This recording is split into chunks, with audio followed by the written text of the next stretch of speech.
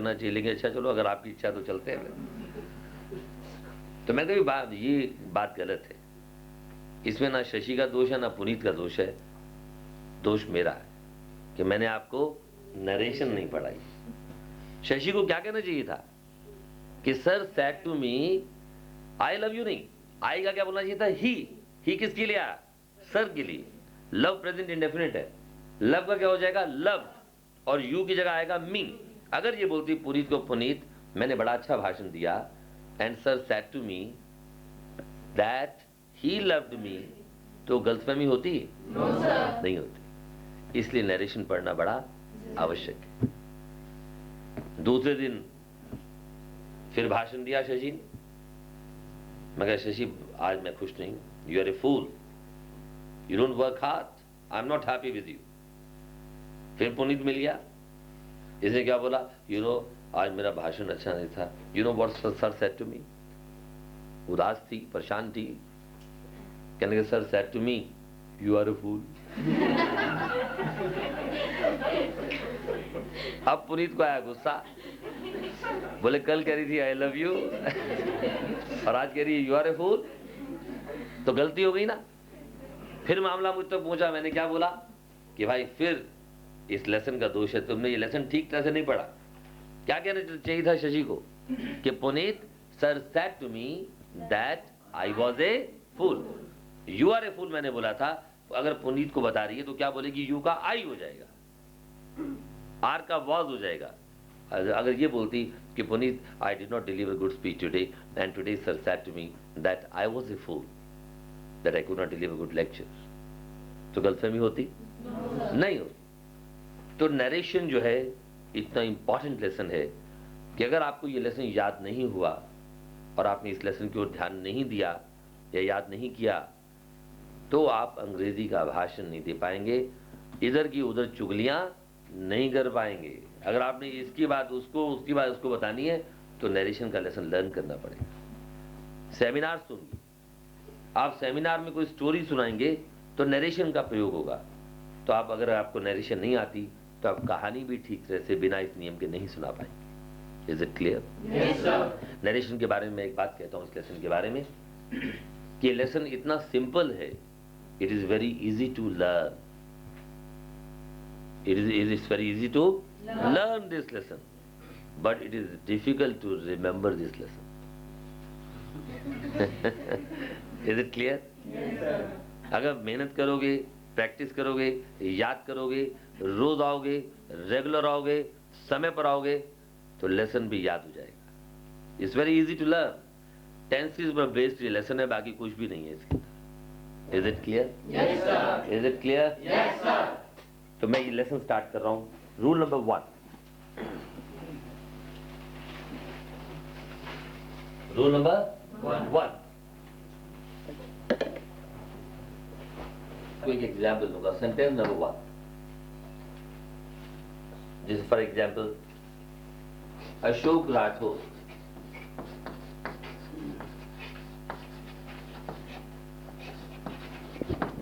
said to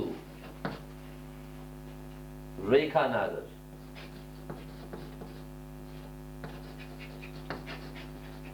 and double A यानी Sir, single. Single ए। रेखा नगर बोलते हैं, नागर, No. नागर, रेखा नागर, comma inverted comma begin, I respect you very much.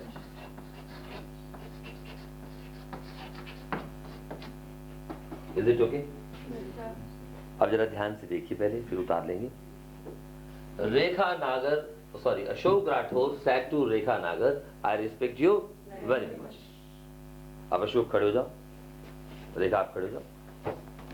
अब आप बोलिए रेखा को, रेखा I respect you very much. I respect you very much. अब रेखा आप क्या बोलेंगे, thank you very much, Thank you very much. या it is vice versa. It is vice versa. इसका मतलब क्या होगा, it is vice versa, I also respect you very much. अब आप दोनों बैठ जाइए। Thank you, sir.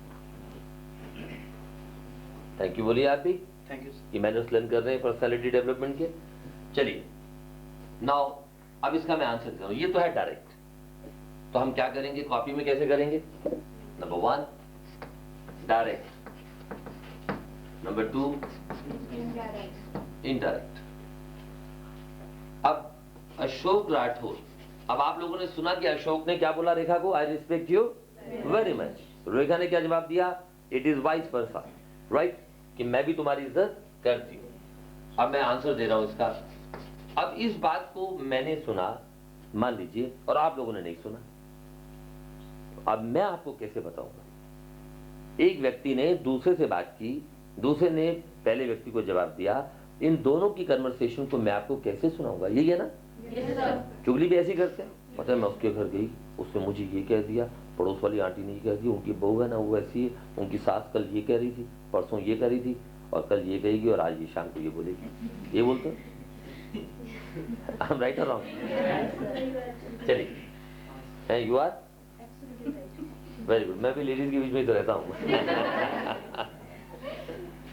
चलिए, तो अशोक राठौर सेट टू रेखा नागर। अब जहां पर सेट के साथ टू होगा, बड़ा सिंपल लेसन है। जिन स्टूडेंट्स को टेंसेस याद नहीं है, जिनको पैसिव वॉइस याद नहीं है, उनके लिए नरेशन करना बड़ा मुश्किल है। ऐसा कोई स्टूडेंट तो नहीं बैठा जिसको टेंसेस याद नहीं या पैसिव वॉइस याद ना हो? है कोई ऐसा स्टूडेंट? जोर की एक आवाज। राइट। अब जहां सेट के साथ टू लगेगा वहां क्या करेंगे हम, टोल्ड लिखेंगे। अशोक राठौर टोल्ड रेखा नागर।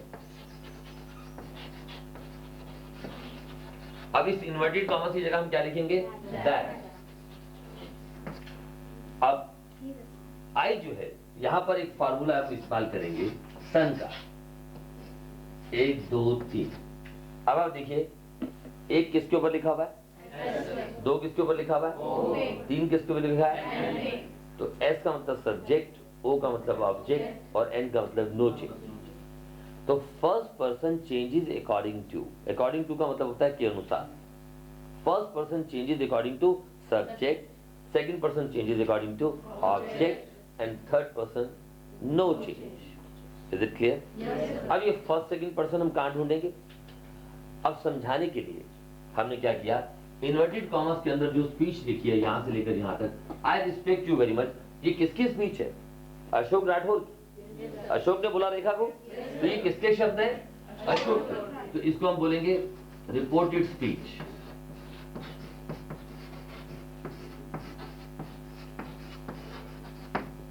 समझाने के लिए कोई बार बार हम पूरा नहीं बोल पाएंगे, तो ये बोलेंगे रिपोर्टेड स्पीच को ऐसे चेंज कर दो। और अशोक राठौर सेड टू रेखा नागर, यहां से लेकर नागर तक ये वाक्य कहलाएगा रिपोर्टिंग फर्स्ट। जस्ट एक नाम दे दिया हमने, क्या दिया नाम? Reporting verb. It's okay. अब हमने क्या किया, I first person will change according to subject and second person will change according to object. और सब्जेक्ट और ऑब्जेक्ट हम कहां ढूंढेंगे? इन्वर्टेड कॉमर्स के बाहर रिपोर्टिंग वर्ब के अंदर। इस पार्ट में हम सब्जेक्ट और ऑब्जेक्ट ढूंढेंगे। अब बताइए सब्जेक्ट क्या होता है? बड़ा सिंपल, जो व्यक्ति बोलता है वो सब्जेक्ट, और जो व्यक्ति सुनता है वो ऑब्जेक्ट। अशोक ने रेखा से बोला, अशोक क्या हुआ? सब्जेक्ट। रेखा क्या हुई? ऑब्जेक्ट। Very good. अब मैं आपसे बात कर रहा हूं, मैं क्या हूं? सब्जेक्ट। मैं सब्जेक्ट, और आप सब क्या हो? ऑब्जेक्ट। Very good. तो स्पीकर क्या हुआ? सब्जेक्ट, और लिसनर क्या हुआ? ऑब्जेक्ट। तो हमने क्या किया, first person will change according to subject. Subject कौन है? अशोक। तो बार बार हम अशोक राठौर नाम ना लिखकर यहाँ क्या लिखेंगे? ही। अब यहाँ ये आई रिस्पेक्ट यू, रिस्पेक्ट कौन सा टेंस है? Present indefinite. Very good. ये प्रेजेंट इंडेफिनिट हमें पता कैसे लगा? वर्ब की फर्स्ट फॉर्म से पता लगा, क्योंकि प्रेजेंट इंडेफिनिट का सिंबल क्या है? वर्ब की पहली फॉर्म। और नरेशन का रूल ये है कि हर प्रेजेंट टेंस पास्ट में बदल जाता है। अगर प्रेजेंट इंडेफिनिट है तो पास्ट इंडेफिनिट हो जाएगा, प्रेजेंट कंटिन्यूअस है तो पास्ट कंटिन्यूअस हो जाएगा, प्रेजेंट परफेक्ट है तो पास्ट परफेक्ट हो जाएगा, प्रेजेंट परफेक्ट कंटिन्यूअस है तो पास्ट परफेक्ट कंटिन्यूअस हो जाएगा। और अगर पास्ट इंडेफिनिट है तो क्या होगा? ये नियम मैं आपका भी लिखवाऊंगा, रूल नंबर 1, राइट। तो रिस्पेक्ट का क्या हो जाएगा? पास्ट इंडेफिनिट में क्या लगता है? वर्ब की second form, that he respected you. Second person will change according to object. ये ऑब्जेक्ट कौन है? रेखा नागर। तो he respected her very much. या he respected her. Thank you Rekha. He respected her.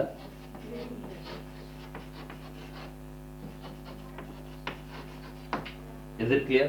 Yes, sir. Is it clear? Yes, sir. तो ये जो है आपने नियम याद करना, बड़ा सिंपल है नहीं? Yes, sir. टेंसेस पर बेस्ड है, बाकी प्रैक्टिस करनी है, वो प्रैक्टिस मैं आपको करवाऊंगा. इसे उतार दीजिए. So he respects her. It's wrong. हाँ, अगर आप ही रिस्पेक्ट सर लिखते तो रॉन्ग था. चलिए मैं आपको दूसरा बताता हूँ, अभी लिखिए मत, मैं दूसरा बताता हूँ. Can I use ask in the place of should? नहीं, आस्क इस्तेमाल नहीं कर सकते आप. कारण क्या है? You can't use ask. Listen to the reason, because it is not a question. It is rule number 1. Will do many rules of narration. Step by step you will come to know the next rule. Ask वाला अगले lesson में पढ़ाएंगे. Next, अब number 2 आके दे रहा हूं मैं आपको डायरेक्ट. अब जरा ये देखिए, अशोक सेड टू रेखा. अब अशोक के बाद मैं लिखता हूं, चलिए अभी अशोक आप ही का एग्जाम्पल देता हूं. Said to Rekha. अब अशोक बोला, Rekha I do not respect you. Rekha, I do not respect you. अब आप जवाब दो.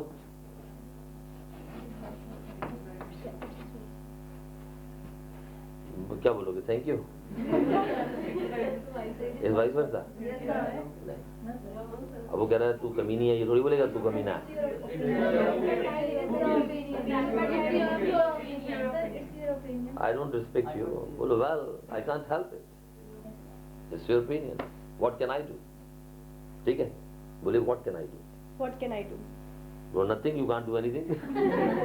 सुना. Thank you. अब आप देखिए, indirect.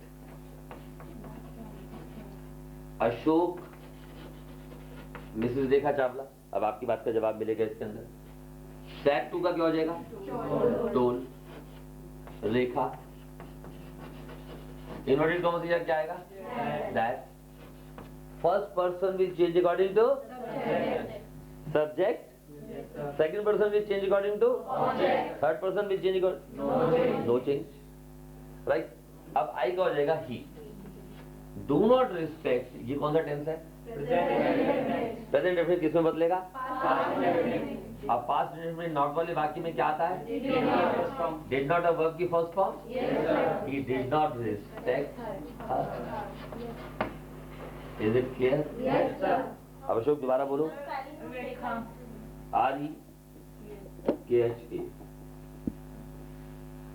स्पेलिंग ऑफ रेखा तुमने बोर्ड पर सही देखा. The meaning of both the sentences are changed. नहीं, चेंज नहीं हुए. सुनिए ध्यान से. वो कहता है अशोक राठौर. हाँ, here the meanings are changed. Here he says I respect you. Here he says I don't respect you. Right? But the meaning of these two sentences do not change. You're saying the meaning of these two sentences are changed? I'll explain it. I'll elaborate this point. Ashok Rathore said to Rekha Nagar, I respect you very much. मैं English medium में अगले lesson में बोलूंगा, क्योंकि मैं week students के लिए हिंदी में जानबूझ के बोल रहा हूँ. अशोक ने रेखा नागर से कहा, मैं तुम्हारी इज्जत करता हूँ. अब हिंदी इसकी ये नहीं होगी कि अशोक ने रेखा को बताया कि वह उनकी इज्जत करता था. हिंदी फिर भी यही होगी, अशोक ने रेखा से कहा कि वो उनकी इज्जत करता है. इंग्लिश के अंदर no, in English it's a rule that every present tense changes into past tense. When I come to the seminars and debates and group discussions, in that I will elaborate this point again. Is it clear? Yes, sir. It seems that the meaning has changed, but the meaning in Hindi does not change. When we go towards advanced English, we do not translate the sentences from English to Hindi or vice versa verbatim. We simply see the sense and try to derive the meaning of the sentence, and accordingly we translate the sentence. Is it clear? Yes, sir. So, Ashok said to Rekha, I do not respect you. मैं तुम्हारी इज्जत नहीं करता. Ashok told Rekha. अब इसका नियम क्या है? सुनिए अब ध्यान से. अब जब इंटरेक्ट करेंगे, पैराग्राफ्स कराएंगे, तो नियम ये बना कि अगर पास्ट में स्टोरी चल रही हो तो इन्वर्टेड कॉमास की जगह दैट लगा, दैट के बाद भी पास्ट टेंस ही चलेगा. Is it clear? Yes, sir. और आगे चल के बताऊंगा आपको सेकंड रूल में, अभी तो स्टेप बाय स्टेप लर्न कीजिए। समझ आ रही बात? अभी समझ देखिए कि मैंने बोला आई रिस्पेक्ट यू,